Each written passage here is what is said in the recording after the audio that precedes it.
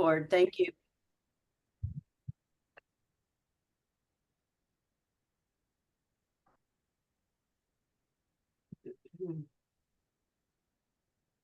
They are coming in, Madam President. Great news. I see them. That. Feel free, everyone, to use your webinar chat panel. Let us know where you are tonight and who you are.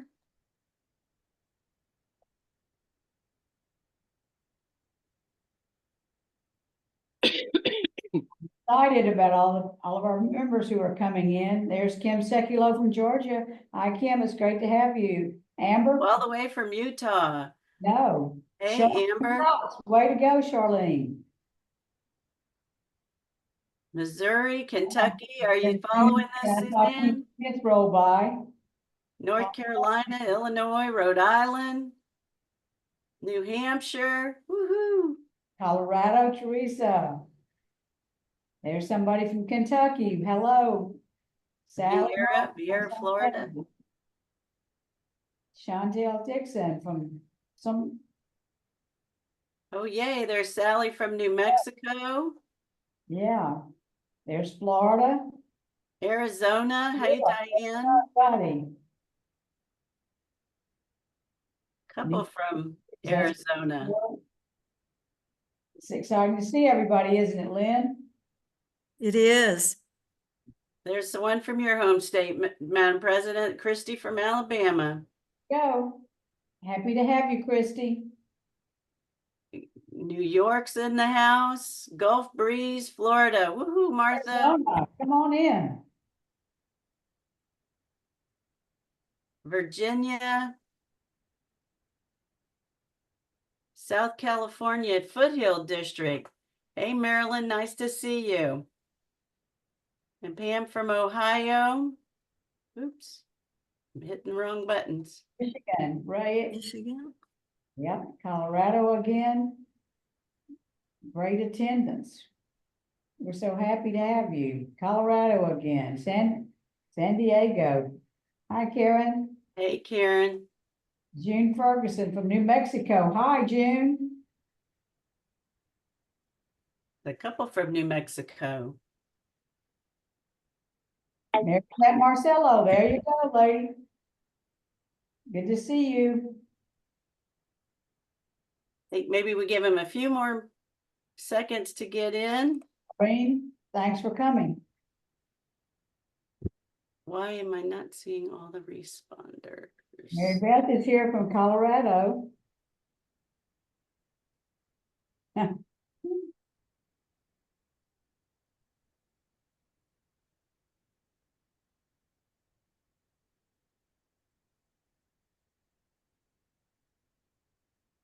Sorry, I had questions in the Q&A already. Good. There's Deb. Oh, there's Deb. Great to see you, or see that you're here. Hey, Deb, nice to see you.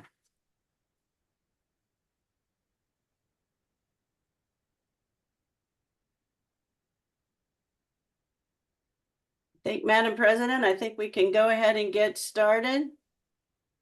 Okay, well, good evening. I am Sue Ellen Brazil, and I am the GFWC International President, and am absolutely delighted to welcome you to this, our first webinar of the season to the Learning Gateway. We're delighted to have Suzanne Fox with the Yellow Tulip Project. She's here to talk about how to smash the stigma of mental health. And we're going to be learning some things about mental health and what we can do to help make it okay to talk about that issue, and things that we might do as GFWC members to help in our community. So I am just delighted about tonight. Thank you so much to all of you. Given the circumstances that we've had recently, we're happy to have all of you here this evening and know that you're going to learn so very much.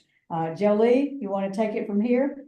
Oh, thank you, Madam President. Good evening, everyone. And I too want to thank you for taking your evening tonight to join us for the very first Learning Gateway Series webinar with Honorary Chairman Suzanne Fox.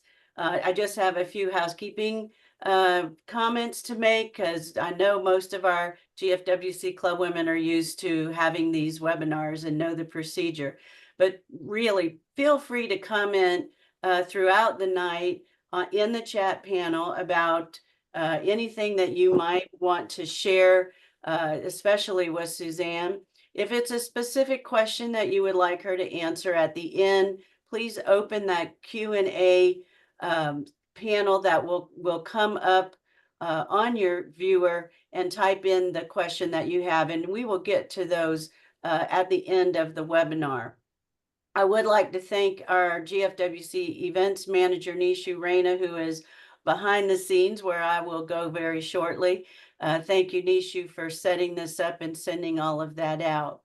As a reminder to everyone, the webinar is going to be recorded, and once I get that recording, I will send that to you. It will come from my email address with the rest of the resources that Suzanne wants you to have as well. For now, I think that's it. If you have any other questions, go ahead and just type those into the chat panel or the Q&A. I'd like to introduce to you GFWC Health and Wellness Chairman Lynn Foreman, who's going to give you some insight into tonight's speaker. Welcome, Lynn. Thank you very much. Suzanne co-founded the Yellow Tulip Project with her daughter Julia in 2016. She currently serves as the Director of Global Initiatives on the Yellow Tulip Project Board of Directors and as an advisor to their special projects. Prior to her work as a mental health activist, Suzanne has over 30 years of experience in building understanding and cross-cultural awareness as an adjunct professor, principal of an intercultural consulting company, and a facilitator. She looks forward to combining her background and experiences and cross-cultural understanding with mental health activism. She is an out-of-the-box thinker and creator who loves working on projects that make a positive impact on this messy but beautiful world. And with that, I would give you Suzanne. Thank you.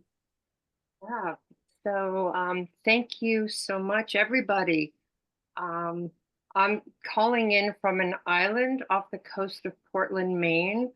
And when I saw everybody checking in and saying where you're coming in from, my heart felt so full that people are coming in, calling in from California and Colorado and Florida. And I just want to thank you all for spending the next 45 minutes with me and sharing this space.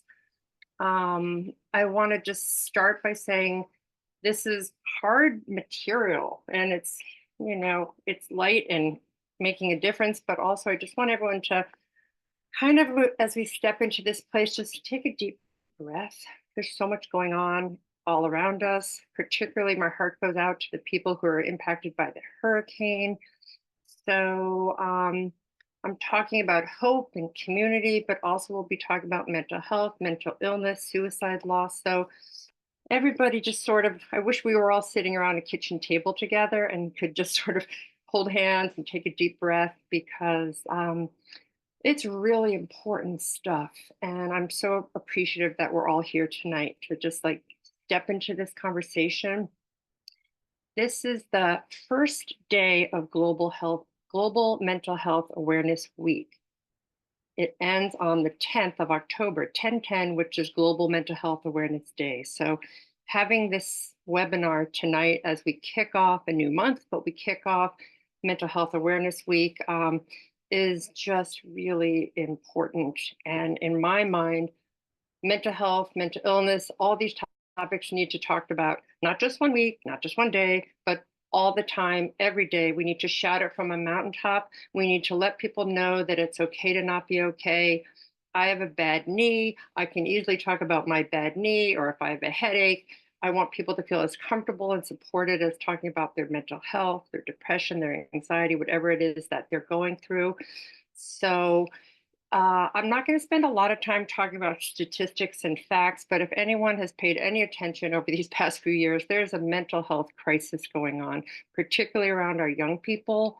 Suicide rates among young people are going up. In Maine, where I live, suicide is the second leading cause of death among young people. And there's isolation and just there's so much that so many people are going through. So this topic is hard, but this topic is so important to talk about. And that's what we're going to do tonight. Just tell you my story, the story of the Yellow Tulip Project, my daughter's story, and how we can come together. My hope is that the next half an hour, 40 minutes, that we can just have a roadmap and plans of what we can do and how can we talk about this, a really important topic. So I want to start with my story. I'm starting with this picture of the Okavango Delta in Botswana, and my family had the incredible privilege of going on a safari, and you sit and look at this incredibly powerful delta and all the twists and turns and life's journeys. And I spent 35 years in my life teaching about China, living in Beijing, living in Shanghai, had this whole other chapter in my life. Never in a million years, if you asked me, where do I see myself as I'm just about to turn 60, it would not be I used to be executive director of a youth-driven mental health nonprofit. Never in a million years would I imagine this is what I'd be doing. But the twists and turns of lives and all that happens. So here's my three kids. Sam is in black, he's the oldest. Nate's the middle guy. My daughter, Julia. I'm a great mom. I'm a tuned in mom. I'm so connected to my kids. I had no idea that my own daughter was suffering from depression and purposely cutting herself. So in the beginning of her sophomore year of high school, we go to the beach, I think is Labor Day weekend, and she's 15 years old. And she said, Mom, I need to talk to you. I'm depressed and I've been purposely been cutting myself. And I want you to know, and I want to get healthy. Whoa. How did I have my head in the sand? How did I not know that my baby is depressed and hurting herself? So that was just gut wrenching. And I feel like I'm not the only parent who doesn't know what their kids are going through, even though I thought I was so tuned in. So then that was in August. And then on Halloween, her very best friend took her life. And Peyton was a beautiful Model UN cross-country runner, straight A student. Never in a million years would we think that she was suicidal, had the possibility of taking her own life. And then 2 months later, her second best friend takes her life. So here's my daughter, 15 years old, struggling with her own depression, and has just lost her two best friends to suicide. So again, like I said, this is heavy and hard, but it's her story that gave us the space to start the Yellow Tulip Project. So I'm hoping the video works here, but a year, almost to a day after her friend Peyton's death by suicide, she stood on the stage in Portland, Maine, and gave this TED Talk. So this is important to understand her story, our backstory, and how we got started. So I'm going to see if it works, and bear with me. Let's see.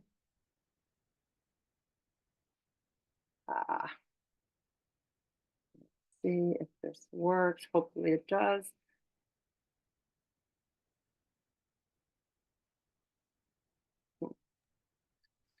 Suzanne, move your mouse a little bit closer to like her center and see if the arrow comes up. Wow.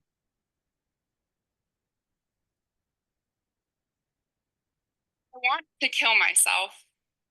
Kill me now. I literally want to die.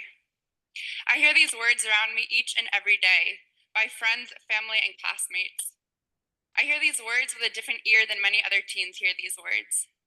I hear these words knowing the immense impact suicide has on one's life. I'm 16, and last year I lost my two closest friends to suicide. Along with this, I've struggled immensely with my own suicidal thoughts and my own levels of deep, dark depression. Each time these words are thrown around, I'm brought back to that life-shattering car ride when my mom told me Peyton killed herself. Or the time I sat on the floor screaming, why me? Why did I have to lose another friend after I heard the news about Beata's death? These words are thrown around casually, not knowing the horrors they may cause for individuals, including myself. When you think of depression, what do you see? Is it a stick-thin girl, a dressed in black cutter? These individuals could easily be depressed, but the bubbly, smiling person you see before you today is also very depressed. I vividly remember driving a car with my mom and her commenting on how that girl must be so depressed, purely because of her outfit choices and the way she carried herself. But so am I said astonished, so am I. And yet no one would think of the person that I am to be someone that's dealing with depression.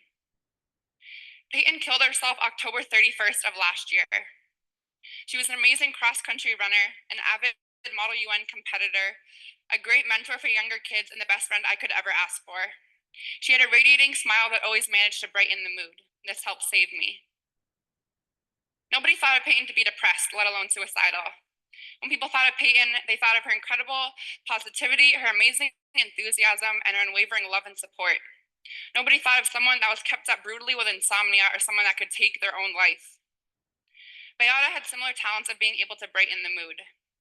Her emanating positivity made everyone fall in love with her immediately. This is what I experienced. She wasn't someone to walk around dark, sullen, and gloomy. She was someone to find something beautiful in each and every day. My friends do not fit into societal standards of depression.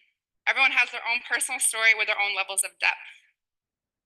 I suffer from depression. I suffer from depression. Say it out loud, address it, smash the stigma because it's a real issue that's not going anywhere.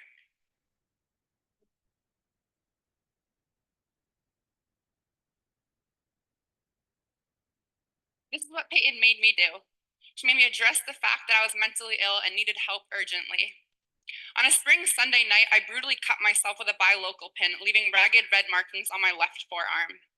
My parents saw these markings and asked what they were. A little mishap in a thorn bush, I responded. After this, the conversation ended. Because obviously their sweet Julia was rummaging around on a thorn bush on a Sunday night, right? No, they're oblivious to the obvious truth, that their sweet Julia was very depressed and purposely harming herself. On Monday, Peyton saw these markings and asked what they were. A little mishap in a thorn bush, I responded. This lie didn't go too well with her, though. She knew then that I was in a very bad mental place. She completely put me under her wing and gave me unfaltering love and support. On Tuesday, I had a doctor's appointment to get a TB shot. TB shots are injected directly into your left forearm, and let me remind you, this is exactly where those red markings were still very apparent. When I walked into the hospital, I was nervous of what the nurse would say. About what they would say about my markings on my arms, about what they would say about my health, and what they would say to my parents. The nurse entered, rolled up my sleeve, injected the needle, said goodbye, and left, with no mention of the fact that a girl sitting before her so obviously was purposely harming herself. Although I was nervous of what the nurse would say about the markings on my arms, part of me needed her to say something because it was to the point where I needed more intervention. The fact that there was no mention of the markings on my arms made me crawl even deeper into myself and become even more depressed. This sent Peyton into a rage, though. She was so mad that they would be so idiotic and say nothing about the markings on my arm. Peyton was my complete support mechanism. She gave me unfaltering love and support. This is a lot of what our friendship was based off of. Peyton made me speak about my depression. Mental illness is a silent epidemic. Although 1 in 5 teens suffer from some sort of mental illness, it is completely pushed under the rug and we do not address it. We talk about broken bones and we talk about headaches, but the mere thought of talking about mental illness makes people run far and fast. Last spring, I wanted to kill myself, but I was done being silent. I told my parents and they brought me to the hospital. They saved me. I saved myself purely because I could speak about my depression. I was able to climb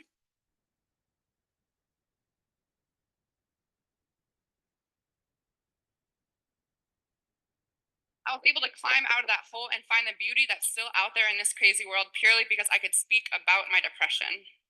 This is a message I want to spread far and wide. Because of this, I created a project I call the Yellow Tulip Project, which is meant to smash the stigma associated with mental illness and try to bring hope and light into people's lives.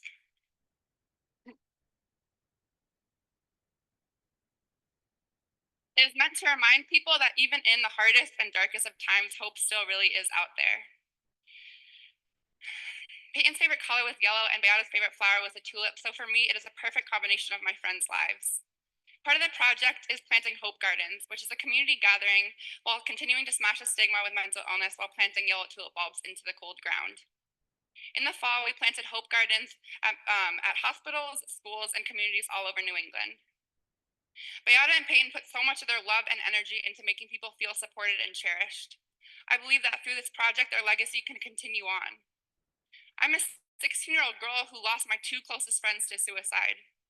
I'm a 16-year-old girl who's a passionate musician, artist, worker, and scientist. I'm depressed, but today I'm healthy.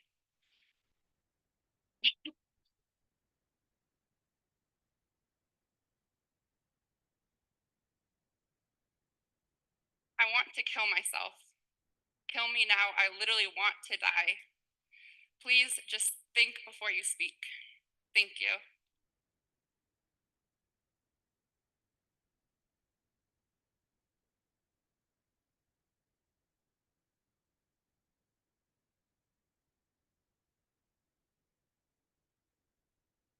Now I need to get back to my talk. Let's no.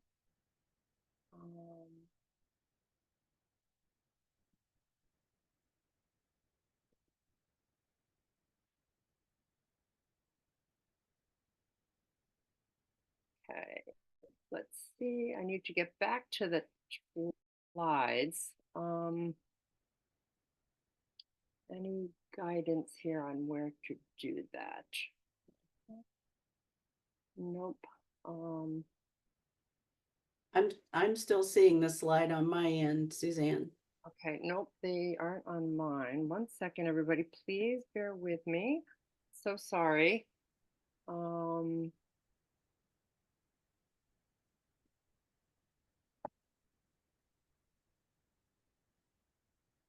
Okay, I think I'm getting somewhere.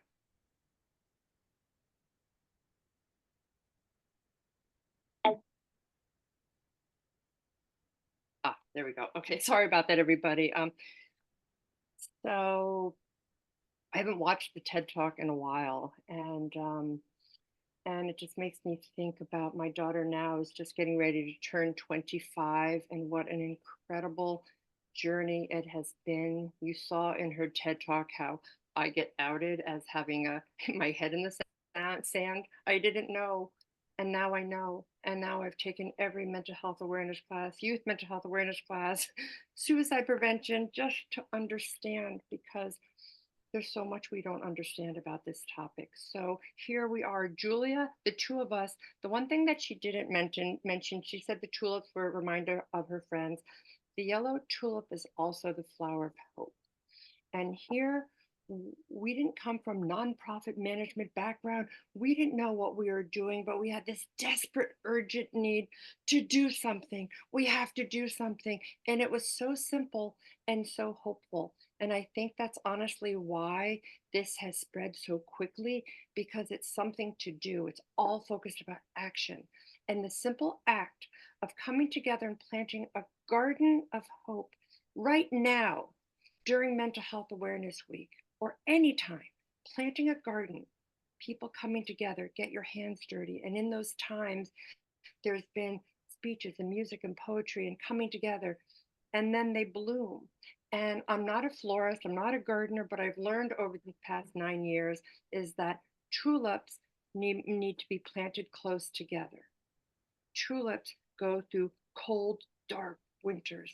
And first the crocus come up and the daffodils and the other flowers, and the tulips push and fight and come up, and then there they are, just like everybody else who suffers alone. Like, we need to come together as a community and be there for each other.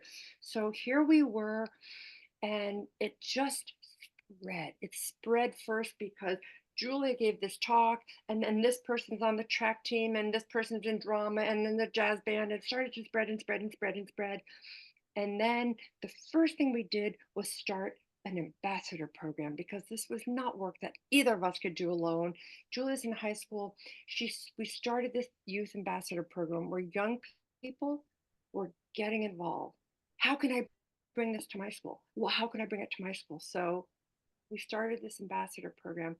This is an article that last spring ended up on the front page of the New York Times science section about young people making a difference. And they feature the Yellow Tulip Project. And for me, it was so incredible, just so inspiring and humbling to see how these young people's voices matter and how they're using their voices for change. The young woman you see in this photograph, her name is Cameron. She's a senior now in high school, but she heard about the Yellow Tulip Project because her sister was in high school when she was in sixth grade. And she went to her principal in sixth grade and said, I want to bring the Yellow Tulip Project to my middle school. And the principal said, no, we don't want to talk about that.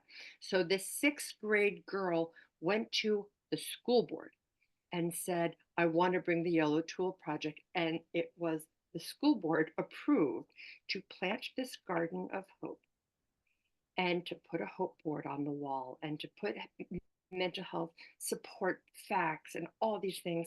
So this was so inspiring to see these young people getting involved. This is Mia. She's the director of our ambassador outreach and engagement on our team.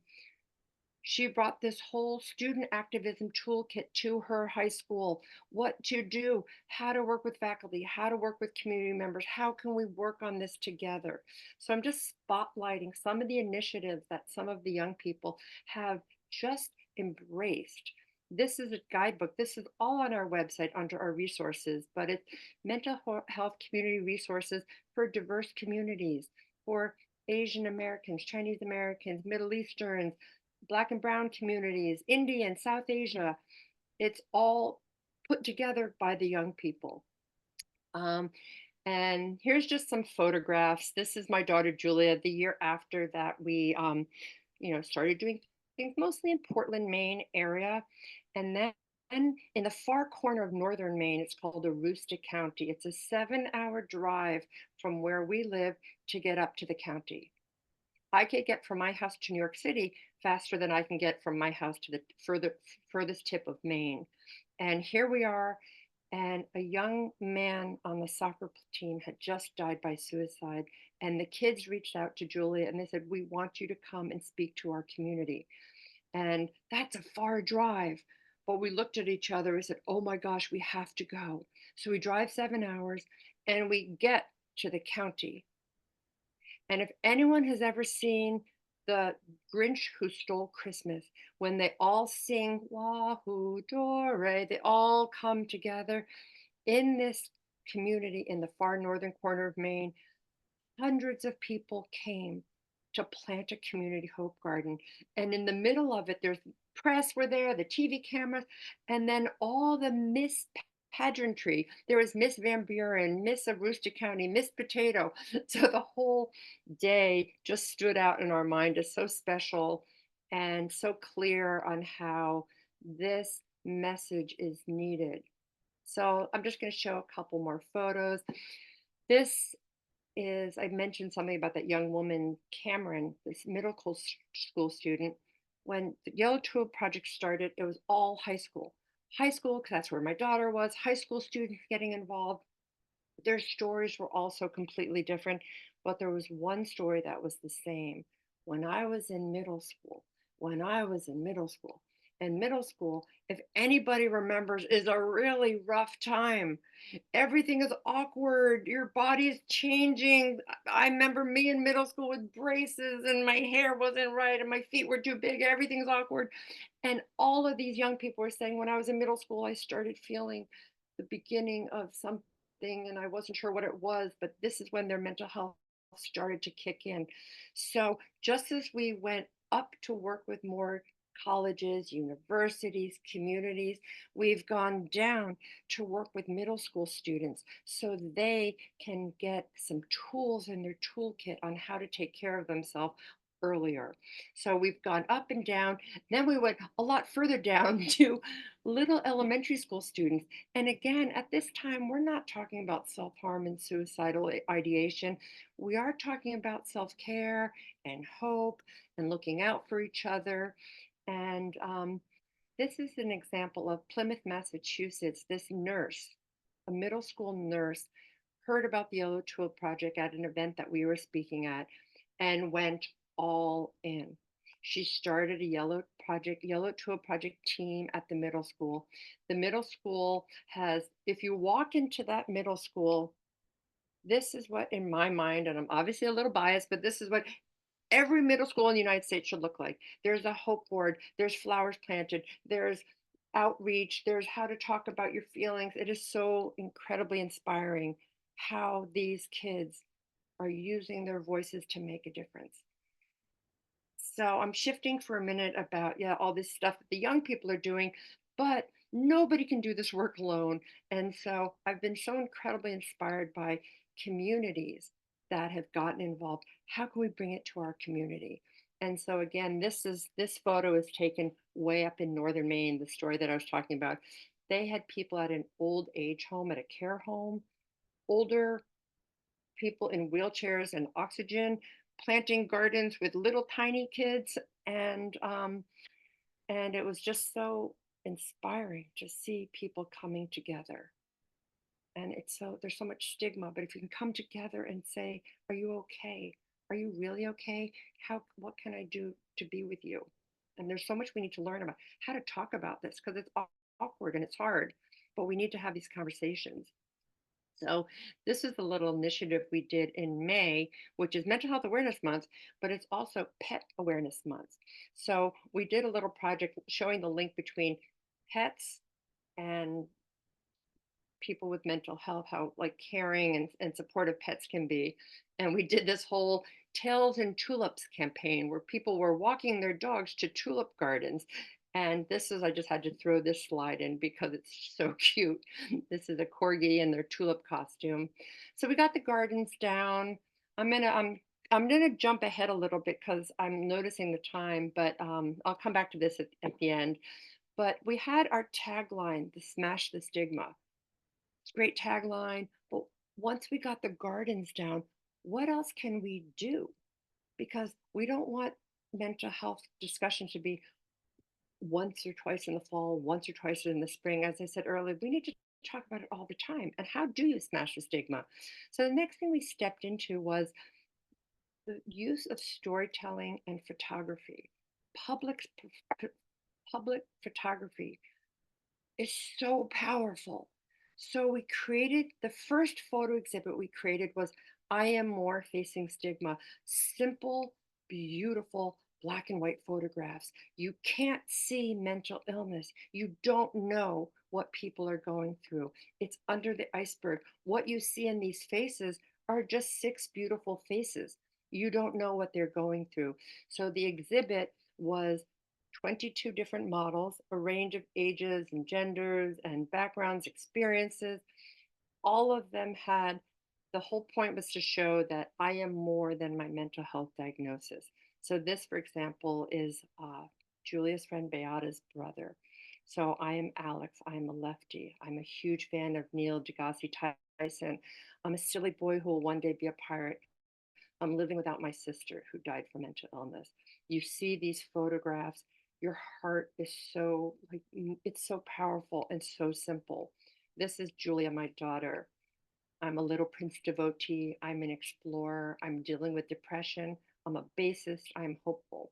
So the whole intention is I have depression. Depression doesn't have me. I am more than my mental health diagnosis. So the photo exhibit travels. It travels to different communities. We have a digital version of the exhibit that the intention is to be used in community groups and book clubs and school health classes. Show it everywhere. We have discussion kits that go with it. How do we tackle stigma? What can we do? So, all this stuff to get these conversations going. So, this is just a quick aside of this young Chinese student who is studying at Concord Academy in Massachusetts. Our photo exhibit is on display at Boston Logan Airport. So if anybody is traveling through Terminal E, JetBlue or International Terminal, you'll see this gorgeous photograph. And this young student from China saw the photo exhibit. He was so blown away because he was suffering so alone with his mental health issues. He saw the photo exhibit. He stepped into therapy. He stepped into a program to make himself healthy. And then he contacted us and he said, to celebrate my recovery and my strength and what I've learned about how to manage my mental health, I want to hike the tallest mountain in South America. And do you have a flag that I can bring to celebrate my recovery?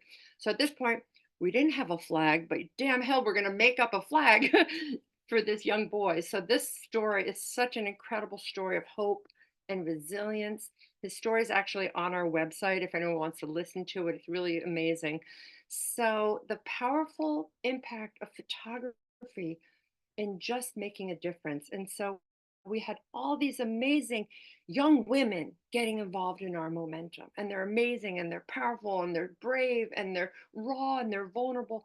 But they were almost all women. We're the men. And what can we do to support the men? So, the next thing we took on is a second photo exhibit, which is so different from the first because it's color and it's more action focused, but it's totally targeting young men. And now we've added QR code to the photo exhibit. So when you listen, you see the photograph and then you can listen to their story. So I'm thinking about the young 14-year-old boy in Kentucky who's feeling vulnerable and alone, but it's not cool to talk about your mental health because you don't want to be vulnerable. This stuff that they hear, these messages, that this exhibit will help more young men feel okay to reach out and to talk about it. And these are just some of the other photos. I don't want to spend a lot of our time because it's so short. So yeah, it's just been a lot of focus on action. We talk, we have this storytelling. This young woman, Danielle, is now our Director of Ambassador Outreach. So any young person that gets involved, fills out an application on our website, wants to get involved in our momentum, they receive this beautiful welcome kit from Danielle. And Danielle was a 15-year-old young girl sitting in her school assembly when Julia spoke to her high school. And she heard Julia and said, oh my gosh, I need to get involved. So the ripple effect is so incredibly empowering and hopeful. And my hope is that it just keeps going and going and going and going because there's so much work to be done in this space. There's so many other organizations doing really great work, like the American Foundation for Suicide Prevention, National Alliance on Mental Illness. Our sort of special sauce is that there's a lot of action and hopeful things to do. And there's been a lot of talk about youth mental health crisis and talk about how so many people are struggling, but I want action. So I'm leaving you with some steps, like, go. If anything I'm talking about here and it's too short, and like I said, I wish we had time to sit around a kitchen table, but go to our website, go to our resources, and just download all of the resources and bring it to your community. And then, wow, plant a garden. And we understand that tulips don't grow everywhere. What if you're in Arizona or somewhere in Alabama? I don't know if tulips grow there. It's less about the flower and more about the planting anything. Plant a cactus garden, paint rocks and make it a rock garden, but just coming together and sharing stories and poetry and music. That's the part that's really critical and so hopeful. And then we have, again, on our website, Mental Health Matters, You Matter. This up at the top, it says crisis helpline. It's such a small thing. But the first thing we did when my daughter and I started the Yellow Tulip Project is we went to every school bathroom in our county. Are there helplines in the school bathrooms? Because that's where the kids go during the school day to get away from everything. At least that's what my daughter did, and a lot of the young people I've had the privilege of working with. And so, if nothing else, put a helpline in the school bathroom stall that just says you're not alone, and here's the crisis hotline numbers. Um, and then the Hope Days, are so beautiful and so hopeful. And it can be as simple as just coming together and listening to poetry and singing a song, or it can be in Portland, Maine. We were a little bit bold and excited, and we went to the mayor and we asked if the mayor could make a proclamation. And he said, sure. And we had wellness activities and meditation station. It just was so beautiful and hopeful, and just shone a really bright, hopeful light on mental health and the need to collectively do things together. And then this is the last week. October 10th is the last day of our Got Hope campaign, where we shine a light on mental health. We shine a light on our nonprofit. If anybody's interested in getting involved and donating to what we do, jump in. Everything's on our website and meant to be really easy and really accessible.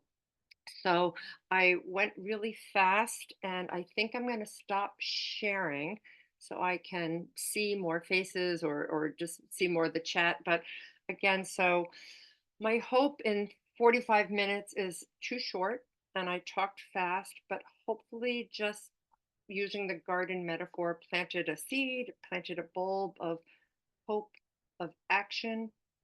I feel that action is so important. We need to work together as a community to make a difference. And if it's something on just taking a mental health first aid class, because people are really awkward and uncomfortable about talking about these topics, but knowing how to say things and what to say, whoa, that's really important. So I guess I'm going to stop right now. I don't know if there's questions because I can't see the screen, but thank There, you. there were a Everybody. few Yeah. questions. There were a few questions, Suzanne. I tried to answer as many that I knew the answers to. And you covered the main one that a lot of them, what can we do? What can we plant besides tulips? And some of them had some pretty creative ideas with yellow flags, planting yellow flags, anything to show that connection. Do you want to comment on that? Yeah, like I said, if you go to our website, one of the slides was of that map, that it's the coming together, and it can be any plant. It's the coming together as a community, the kindness rocks, hope rocks. All we ask is that if you do come together and bring this project to wherever you are, let us know so we can mark your garden on our map, and we can continue to support and be connected. Because I sound like a broken record sometime when I say it takes a vital village, but it does. We all need to be here together. And I spoke with a young ambassador 2 years ago in Maine at the Maine chapter, and I was so touched when we walked in the room. There were yellow tulips at every table. I think someone had baked yellow tulip cookies, and there was such energy and excitement about collectively doing this. And then when I went to that community, I saw the yellow tulip garden signs all around. I forget the town, and I'm embarrassed that I do, but and I think, Jolie, you'd mentioned that there are 7 or 11 federation. There, and that's just this year. This year we have around 7 state federations that their state president has chosen mental health awareness as their state's focus. And I did see quite a few of them on the chat, so I'm glad that they are there. But I do want to give a shout out to Maureen Provincial, who is in Maine. She was state president last administration, and she is the reason how I happened upon the organization, because she had your organization as a guest speaker for her last convention. So thank you for that. That was wonderful. Let's see if anybody has any last questions. We have a few more minutes.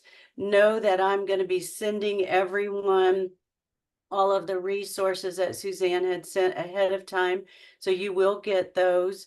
I'll probably wait until the recording is ready. So that'll be sometime tomorrow when I send that to you, so that everybody can have the resources and the recording as well. Let's see, Diane has a question. Let me go to the question. Diane Nadante, she's from Illinois, Suzanne. it's so important to say the right thing, and that's intimidating. What is the best way to learn what to say to be helpful? Yeah. I would say go to the American Foundation Suicide Prevention. They've got a lot of resources. There's an organization called Seize the Awkward, and it's like how to have awkward conversations about mental health. From where I come from, having there's so much stigma around suicide loss that the person who loses someone is also sort of alone, and because people don't know what to say. And I've been in this space a number of times talking to parents who've lost a child, and no one will mention their child's name again. Nobody will say, they don't know what to say, so they don't say anything. And my advice is say this, at least say this: I don't know what to say. I feel awkward, but I'm thinking of you and I'm here. I'm here for you in any, just that alone just makes people feel held. Um, and I just want to, I know there's like short time, but Julie, I just wanted to say just what an honor it is to be part of this community for the next 2 years. And as you can see, like this is the air that I breathe. I'm really excited and passionate. So if there's, we're going to talk about other things that I can do, but I'm really just, what a great community to be part of. And I'm so excited to We're further we're this. definitely we're definitely glad. I'm going to cut in because there's so much going on in this chat panel. I just want to let you know. So there are a few who have asked for a proclamation that they can send. So what we will do is get with our Legislative Action Center and see if we can't get a proclamation written up for that. And Suzanne, if you could maybe send me a sample of one that you might have, then we'll know what to do. Or how to make that happen on our end. And just so everybody knows, once you visit her website or the website of the Yellow Tulip Project, there is places there that you can indicate that you would like speakers. And Suzanne has offered her email address, but for now, for sure, you can go ahead and go there and request someone. So hopefully there is someone close to where you are. There's also on our website, I was just going to put in, there's everything is meant to be super easy. So if you go, I'm a community member, fill that out, and you'll get the whole how to get started kit, everything you would need. So start there, I would say, and just join our community mailing list and get on our mailing list and check out our social media for sure. Exactly. Madam President, did you want to get on? Do you have anything you would like to follow up with? Oh, you are, your audio is not on, Sue Ellen. Oh. Yeah, I bet your audio is on your other computer, I think. Okay, There you go. am I visible? Okay, yes, I am just so very excited about everything that you've shared with us, Suzanne. Thank you so very much for the time that you've given. Thank you so very much for sharing so many valuable resources and tools that our members can access. I can almost feel the wheels spinning in their heads right now about how they can use this, how they can take it to their communities, and the difference they can make. I know that you probably already know that we just have a grassroots army of women out there, and men in some cases, that are just so eager to make a difference. And this is one of those areas that obviously touches the hearts of many of us. We've either had that own experience ourselves, or we know of those who have. And so it is a great way to start us off. Thank you so very much for your willingness to be here this evening. And thank you to all of our participants for committing to being here this evening. I know there were others who couldn't be with us, but they are just as eager to watch the recording. So I do thank you, Suzanne, and Jolie, and Nishu, and Lynn. Thank you, Madam President. This concludes our webinar, Smash the Stigma, with Suzanne Fox, co-founder of the program. Suzanne, thank you again for joining us. I know everyone is going to be waiting, and they're probably going to start emailing me that they want everything today, but they're going to get it tomorrow. Because I definitely want to send everything at the same time. So ladies, thank you. Gentlemen, whoever is on tonight, hopefully, I know some of them were watching as a club project, so there's more than one who's watching where they are. And we definitely thank you for that. And that is one other thing I forgot to mention, Sue Ellen, if you don't mind. When Sure. that recording comes, we don't want you to keep that to yourself. We want you to use that as a program in your clubs to help smash that stigma, so that everyone knows that you can talk about this and use the tools in the project, in the Yellow Tulip Project, as a catalyst to moving in the right direction. I think that's it. Linda, you want to come on, and everybody can wave goodbye to you while we sign off. If there isn't any, I don't see anything else. Thank you. If I might just say one more thing, Oh, Suzanne. most definitely.